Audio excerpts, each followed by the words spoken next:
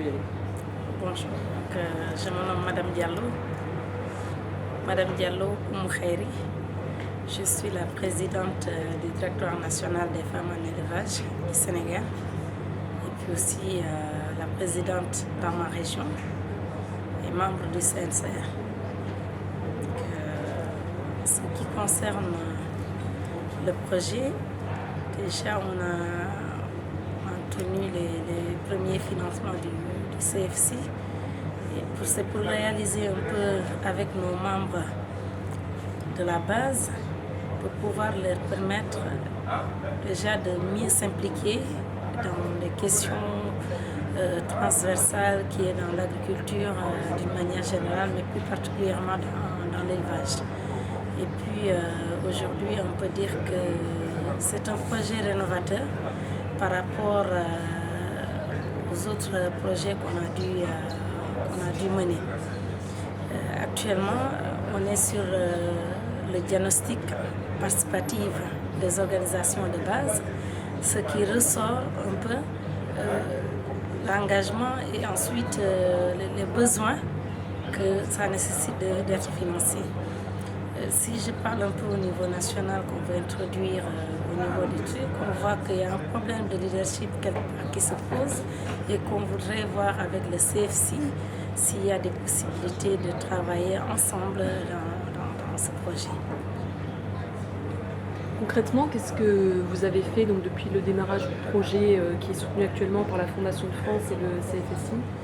On a pu descendre dans les communautés rurales pour des sensibilisations, ensuite pour leur faire participer au fonctionnement du DERFEL. C'est-à-dire avant, la méthode qu'on utilisait, on a jugé qu'elle n'était pas très bonne, c'est-à-dire que c'était un peu trop concentré au niveau régional et au niveau départemental. Mais avec le projet CFC, c'est carrément la base, c'est les communautés rurales.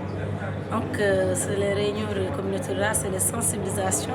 On est même arrivé à compléter les démarches qu'on avait commencées, c'est-à-dire par rapport à la conduite du troupeau.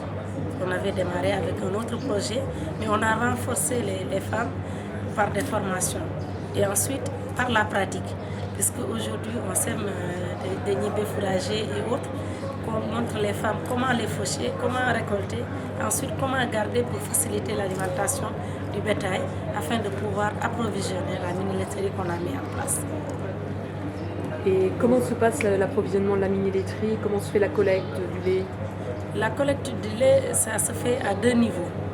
Le premier niveau, c'est à partir des éleveurs qui sont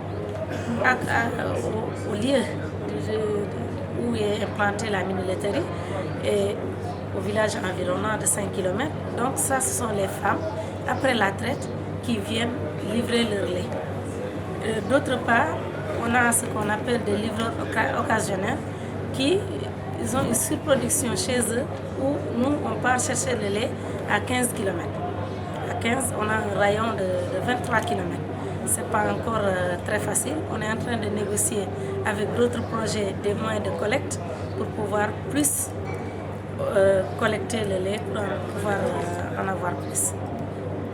Combien une vache produit par jour de lait? Les vaches produisent entre 1 et 3 litres. Mais en regardant un peu avec les programmes spéciaux de l'État, c'est-à-dire avec l'insémination artificielle, on arrive quand même à avoir jusqu'à 7 litres de lait par vache. Et combien les familles ont de vaches par exploitation?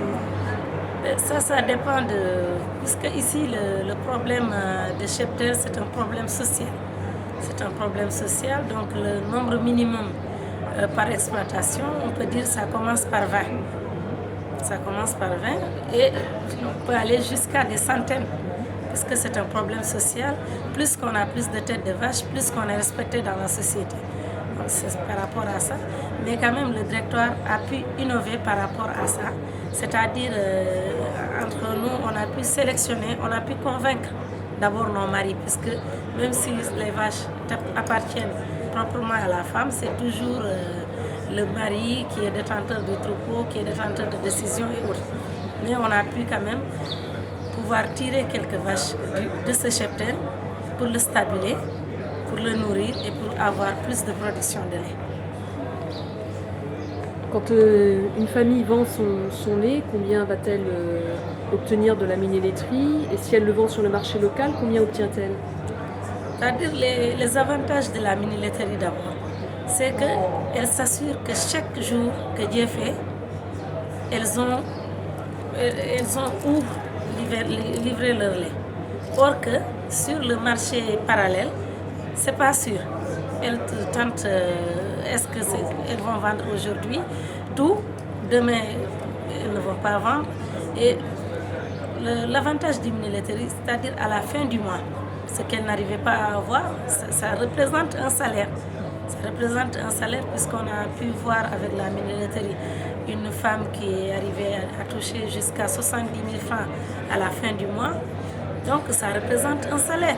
C'est 2 fois le SMIC moyen d'un Sénégalais.